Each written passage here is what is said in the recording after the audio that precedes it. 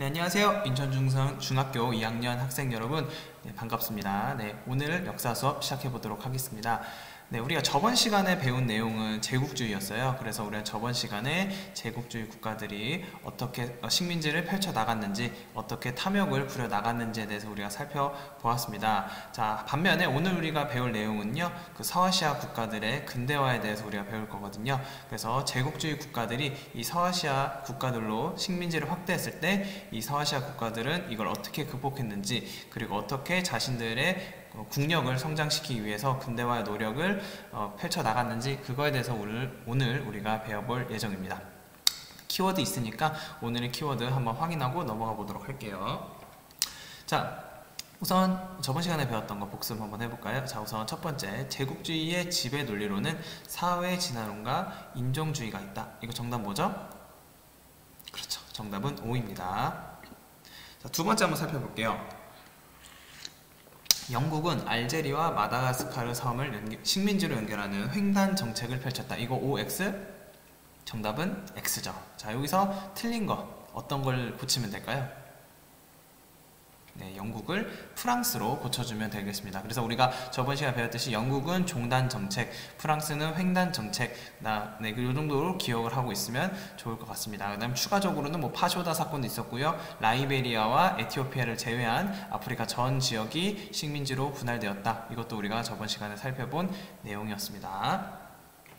자, 본격적으로 오늘 우리가 수업에 들어갈 부분, 즉 지역에 대해서 우리가 한번 체크하고 넘어가 보도록 하겠습니다. 자, 여기 지도가 있는데요. 우선 지금 선생님이 표시한 이 지역을 중앙아시아라 부릅니다. 이 광활한 아시아의 중앙에 위치하고 있어서 우리가 중앙아시아로 부르고요. 그 다음에 우리가 살고 있는 한국, 그 다음에 일본, 그 다음 중국, 이 국가들 우리가 동쪽에 있는 아시아에서 동아시아입니다.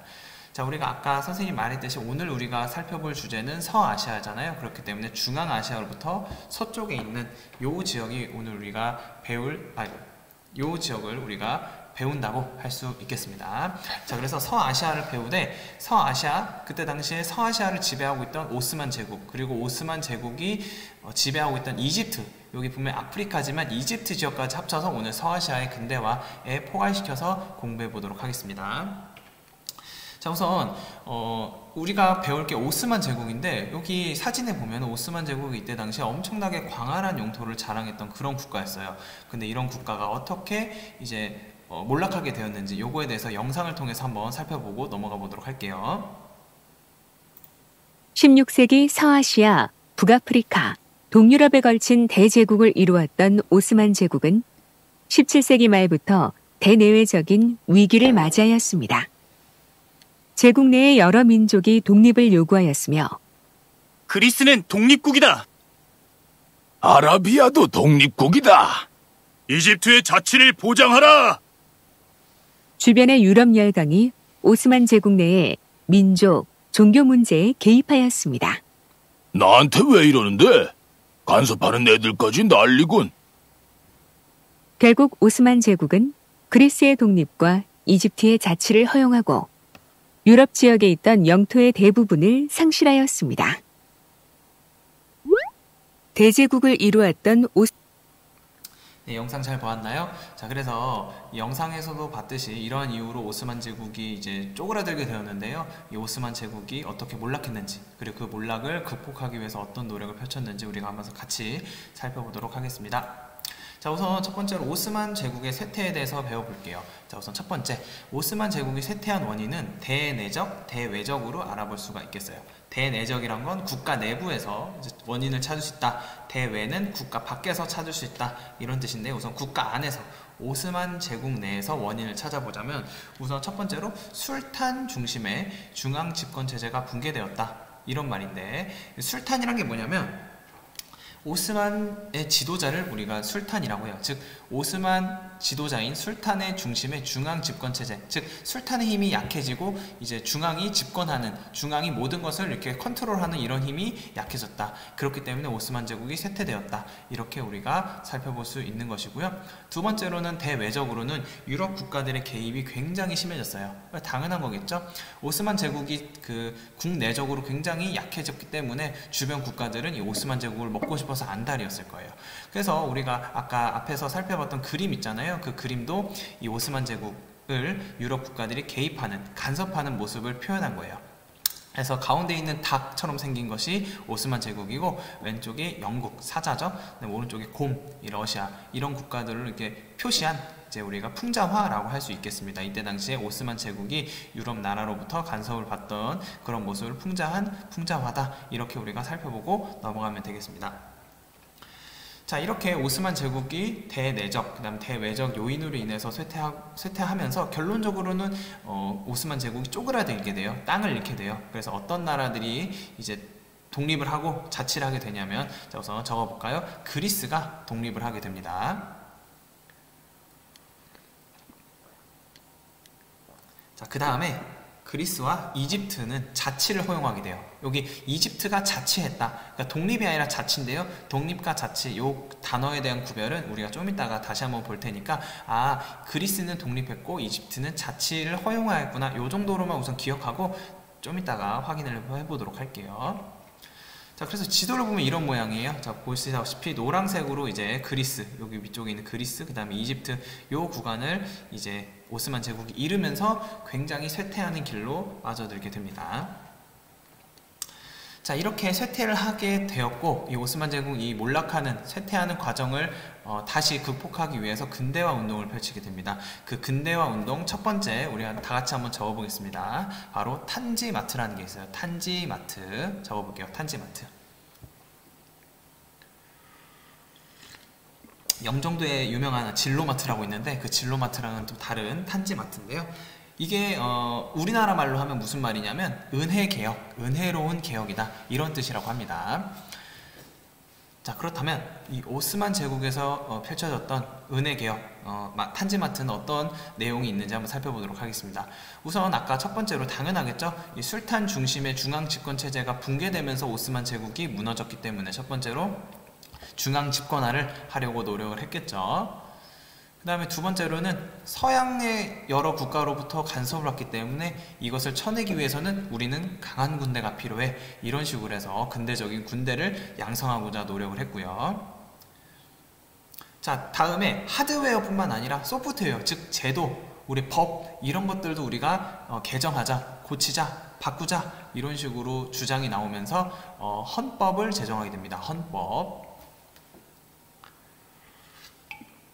헌법이라는 것은 이제 나라의 기강이 되고 나라의 기본이 되는 법으로서 여러 법들 중에 가장 최상위 법이라고 할 수 있고, 나라 통치의 규범이 되는 그런 법을 우리가 헌법이라고 이야기를 합니다. 자, 그 다음에 이제 그러니까 법을 만들, 그리고 헌법을 만들 의회 같은 것도 이제 설립을 하게 되고요. 자, 그렇다면 이제 헌법의 내용을 우리가 한번 살펴보겠습니다.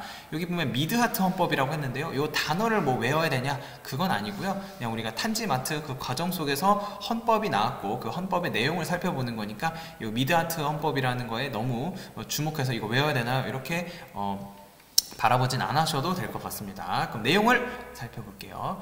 자, 우선 첫 번째로 보면 개인의 자유, 모든 오스만이는 개인의 자유를 누린다. 그 다음에 출판도 자유롭게 할 수 있어요. 그 다음 세 번째로는 우리 재산을 건들지 않을 거예요. 함부로 남의 재산을 뺏지 않을 거예요. 불법적으로. 그다음 마지막으로는 의회를 설립하겠다. 이런 내용이 이제 탄지마트 시기에 제정된 헌법에 담겨 있습니다.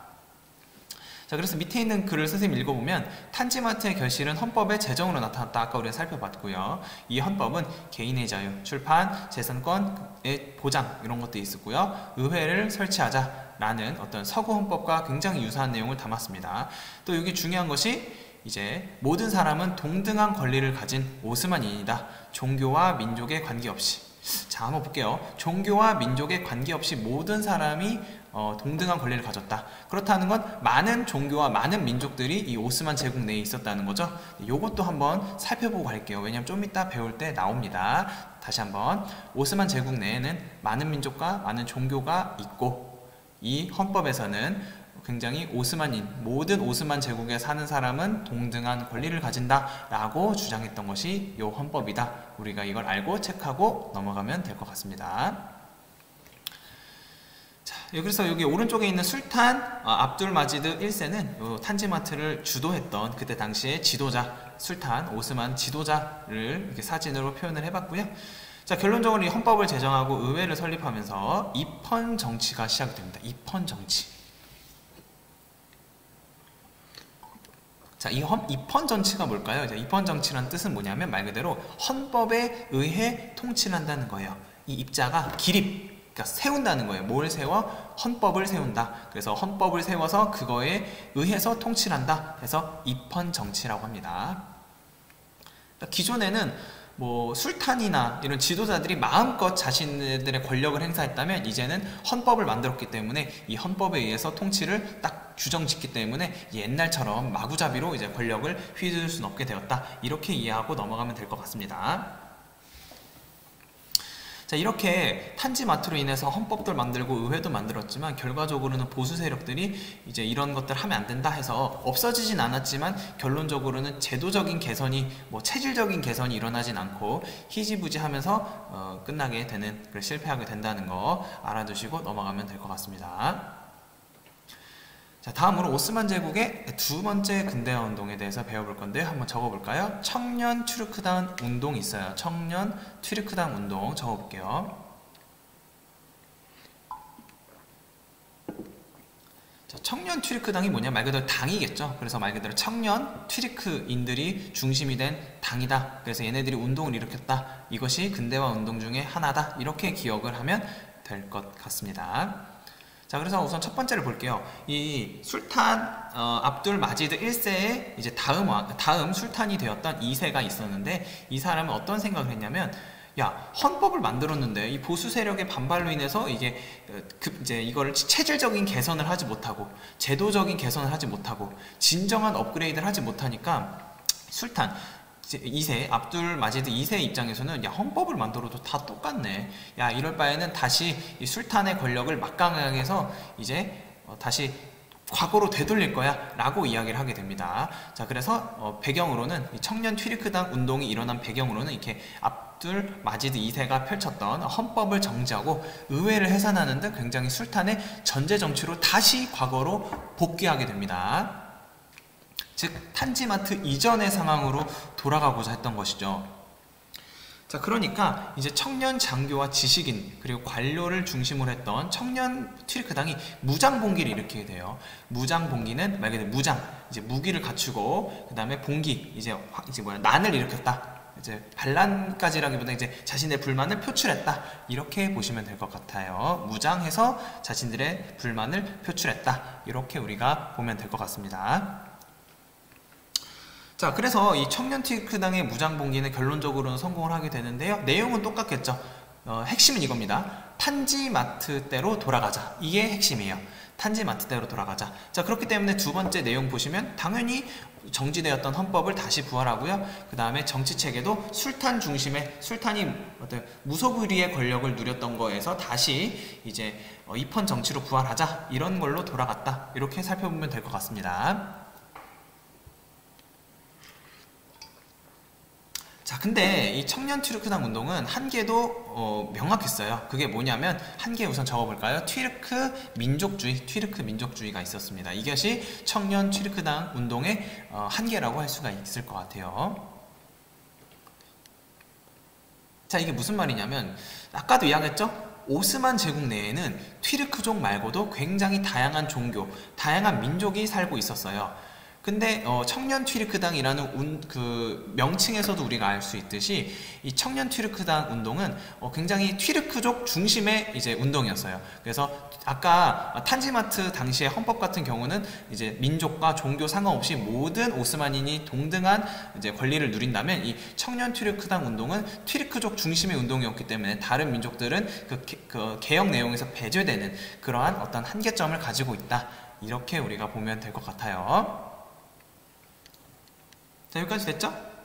네, 여긴가요? 자, 여러분들 지금 주무시고 계시는 거 아니죠? 얘들아 일어나. 자면 안 돼. 집중해서 온라인 수업도 이제 힘내서 들어보도록 합시다.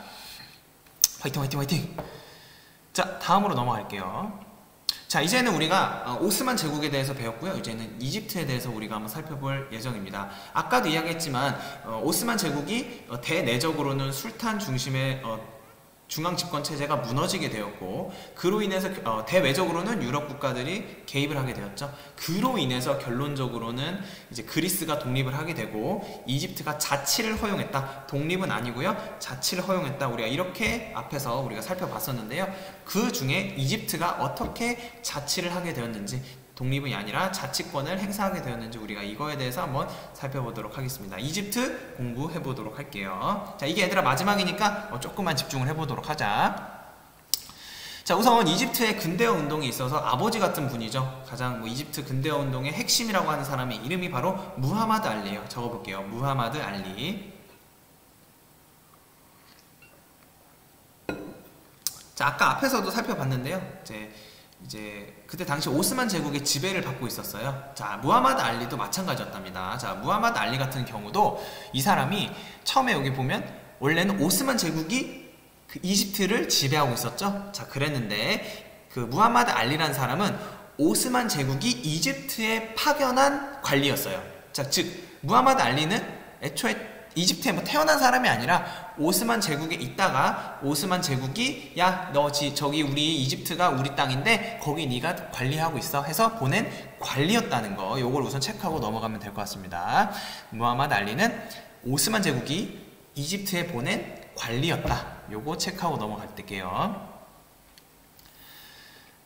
자, 그래서 이렇게 아까도 이야기했지만 배경적으로는 오스만 제국의 지배를 이집트는 받고 있었습니다. 근데 이때 당시에 이제 오스만 제국이 이집트를 계속 착취하고 그 다음에 이제 식민지로서 괴롭히니까 이제 이집트 사람들의 불만이 굉장히 충족돼 있고 불만이 굉장히 쌓여 있던 그런 상황이었어요. 그런 상황에서 이제 무하마드 알리, 어떻게 보면 배신을 때린 거죠.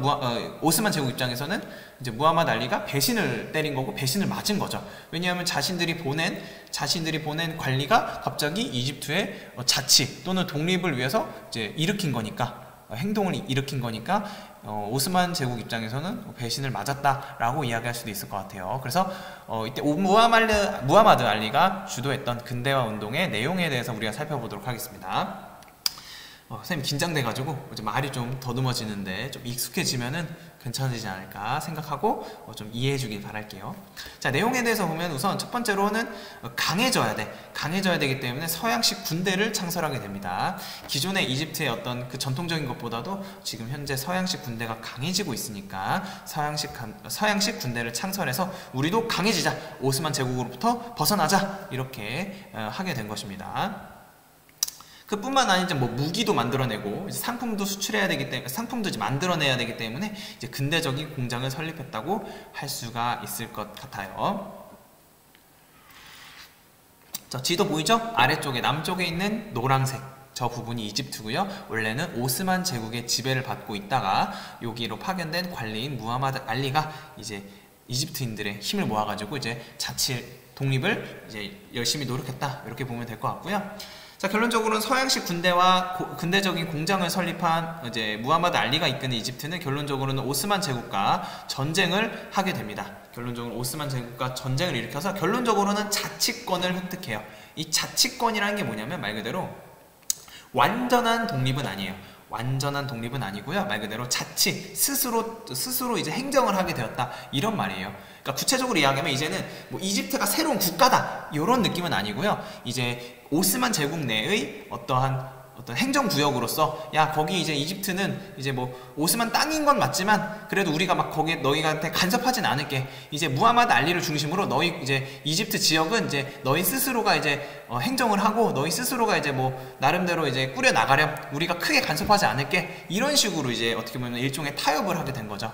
여기까지 됐을까요? 그래서 완전히 이집트란 나라가 오스만 제국으로부터 분리되었다가 아니라 아직은 이 오스만 제국 내에 있지만 이제 오스만 제국의 어떤 간섭이라든지 이런 통제에서 조금 더 벗어나서 이제 스스로 이제 걔네들이 이제 자신들의 삶을 꾸려나갈 수 있는 이러한 기반이 마련됐다 해서 이제 자치권을 획득했다, 요렇게 우리가 정리하고 넘어가면 될 것 같아요. 그래서 기억해야 되는 건 완전한 독립이 아니라 무하마드 알리를 비롯한 이집트인의 노력으로 인해서 자치권을 획득했다. 우리가 여기까지 이렇게 정리하면 깔끔하게 넘어갈 수 있을 것 같습니다. 됐을까요? 자, 이렇게 해서 우리가 이제 서아시아 서아시아에 대해서 배웠고요. 그러니까 제국주의적인 움직임에 있어서 서아시아 지역에 어떻게 대응하였는지, 그리고 어떻게 자신들의 발전을 하려고 노력했는지, 그 다음에 어떻게 근대화 과정을 했는지, 그리고 특히 이집트는 어떻게 자치권을 획득했는지, 요거에 대해서 우리가 한번 살펴봤습니다. 자, 그 다음에 이제 이집트의 보호국가, 결론적으로 이제 이집트가 보호국가가 되는데요. 어떻게 이집트가 다시 몰락하게 되는지, 자치권을 획득했던 이집트가 어떻게 다시 보호국의 이름을 달게 되었는지 우리가 한번 살펴보도록 하겠습니다. 자, 우선 이집트의 보호국가의 배경을 보면요, 우선 경제적인 자립을 위해서 이제 이집트가 야, 우리도 이제 경제적으로 자립하자, 다른 외부 국가의 간섭을 받지 말자라고 하면서 설립한 게 있는데 중요합니다. 굉장히 중요해요. 자, 수에즈 운하를 건설하게 돼요. 수에즈 운하 적어볼게요. 자, 수에즈 운하를 건설하게 되는데요. 자, 수에즈 운하에서 운하라는 것이 도대체 무엇이냐라고 하면 운송을 위한 하천이라는 뜻이야. 그래서 운송을 위한 물길을 이제 운하라고 해요. 자, 근데 이걸 건설했다고 하니까 기존에 있었던 뭐 강을 활용한 거나 그게 아니라 물길을 끌어다가 새로운 물길을 만들어내는 거야. 이제 기존에 살짝 들어가서 이제 강 주변이 있다면 그 강 주변에 있던 흙을 다 깎아내가지고 새로운 물길을 만들어낸 그 건설이 수에즈 운하 건설이에요. 굉장히 빡셌겠지, 그치? 자, 그래서 실제로 보면은 저 왼쪽의 지도를 보면은 지금 빨간색 지역으로 표시된 것이 바로 수에즈 운하라고 할 수 있습니다. 자, 근데 이 수에즈 운하가 있기 전까지 유럽 국가들은 얘들아, 저기 인도양, 저기 동양으로 가려면 어떻게 하려면 이렇게 삥 돌아갔어야 됐어. 자, 아프리카 남반부를 통과해서 갔어야 됐어. 얼마나 힘들었겠니? 근데 수에즈 운하 오른쪽에 보면 이제 물길이 다 연결돼 있죠. 자, 여기가 지금 지중해라면 지중해로부터 인도양까지를 쭉 이렇게 이어서 이렇게 갈 수 있게 한 게 이게 바로 수에즈 운하인데, 이 수에즈 운하가 건설되고 나서부터는 시간이 확 단축되었지. 거리가 확 단축되었지, 그치? 그래서 이렇게 수에즈 운하를 통해서 이 유럽 국가들은 좀 더 비교적 수월하게 짧은 기간에 짧은 거리를 통해서 이제 인도 또는 동아시아 쪽으로 진출할 수가 있었던 거죠. 그러니까 이집트 입장에서는 이러한 수에즈 운하를 건설하면은 이걸 통행료를 거두면 우리가 부자가 될 수 있고 경제적으로 자립이 될 수 있을 거야 라고 생각을 했습니다. 하지만 여러분들도 지금 보시다시피 굉장히 힘들고 엄청나게 긴 거리를 운하를 만들다 보니까 당연히 막대한 빚을 지게 돼요. 막대한 채무를 지게 됩니다. 자, 결론적으로 그러다 보니까 영국, 프랑스의 간섭이 더 심화되겠죠. 왜? 영국과 프랑스가 요 수에즈 운하를 건설하는 데 있어서 많은 돈을 빌려줬거든. 그러니까 이제 너희 우리 말 안 들으면 너희한테 줬던 빚 다시 갚아내. 그리고 너희한테 이제 돈 안 줄 거야. 이런 식으로 협박을 한단 말이지. 그렇기 때문에 영국과 프랑스의 간섭이 심화되었다. 우리가 이렇게 살펴볼 수가 있을 것 같습니다. 간섭이 심화되었지. 자, 결론적으로 이렇게 간섭이 심화되니까 이제 외국, 특히 영국과 프랑스의 지배에 저항을 하게 되었고요. 결론적으로는 영국이 이를 탄압하고 진압하게 되면서 이집트는 결론적으로는 영국의 보호국가가 돼. 그러니까 보호국가라는 건 뭐 영국의 완전한 땅이 되었다 이건 아니지만, 야, 이제 영국이 보호하는 땅이니까 이제 다른 나라는 간섭하지 말고 이제 나만이 이집트에 간섭할 수 있어. 요런 개념이 보호국가 되었다. 이렇게 우리가 설명할 수 있을 것 같아. 자, 그래서 우리가 이제 전체적으로 내용을 한번 배워봤고요. 그래서 오늘 우리가 배운 내용을 정리하자면, 우선 첫 번째로 우리가 서아시아의 근대화 과정에 대해서 우리가 보기로 했었죠. 자, 첫 번째로는 오스만 제국이 있었어요. 자, 오스만 제국 같은 경우는 대내적으로는 술탄 중심의 체제가, 중앙 집권적 체제가 무너지면서 위기에 처했고요. 그 다음에 두 번째로는 서양 유럽 열강에 이제 어떤 간섭을 받게 되면서 몰락의 시작이 됩니다. 그로 인해서 뭐 그리스나 이집트가 이제 오스만 제국으로부터 이제 점점 통제력을 잃게 되겠죠. 자, 그러면서 이것을 극복하기 위해서 탄지마트를 실행했고요. 이 탄지마트는 결론적으로는 보수 세력의 어떤 반발로 인해서 근본적인 개혁을 하지 못한 채로 흐지부지 끝나게 됩니다. 그 이후에 이제 새로운 술탄이 되었던 사람이 이제 야 우리 다시 과거로 돌아가자 해가지고 이제 헌법도 정지하고 의회도 해산시키면서 과거로 회귀하려고 하자 청년 중심의 청년 튀르크당이 나타나서 이제 중심으로 무장봉기를 일으켰고요. 결론적으로는 의회가 부활하고 헌법이 부활했지만 튀르크 민족주의라는 한계도 있었다. 우리가 여기까지 오스만 제국에 대해서 정리를 해보았습니다. 자, 다음으로 우리가 이집트에 대해서 배웠습니다. 이집트는 오스만 제국의 일부였어요. 그렇죠? 오스만 제국 안에 땅에 지배되었던 그런 공간이었는데 이제 오스만 제국이 보냈던 무하마드 알리라는 인물이 이제 이집트인들의 분노를 모아가지고 이제 자치를 위한 독립을 위한 이제 전쟁을 벌였고요. 결론적으로는 완전한 독립은 아니지만 자치권을 획득하면서 이제 이집트가 이제 나름대로의 자신들의 살 길을 찾아갈 수 있는 기회가 생기게 됩니다. 하지만 이제 유럽 국가들의 간섭을 막기 위해서 재정적으로 이제 좀 부유해져야겠다는 생각을 이집트는 하게 돼요. 그래서 수에즈 운하를 건설하게 되는데요. 결론적으로 막대한 채무에 시달리게 되었고 더 악화돼서 영국과 프랑스의 간섭을 더욱 심화된 상태로 받게 됩니다. 자, 이것을 극복하기 위해서 이제 나름대로의 저항을 해보았지만 영국군의 진압으로 인해서 결론적으로는 사실상 영국의 보호국가가 되었다. 우리가 이렇게 정리하면 될 것 같습니다. 자, 그래서 오늘 수업 여러분들 열심히 들어서 고맙고요. 다음 시간에는 다음 주제로 우리가 한번 공부해 보도록 하겠습니다. 자, 오늘 공부하느라 고생했어요.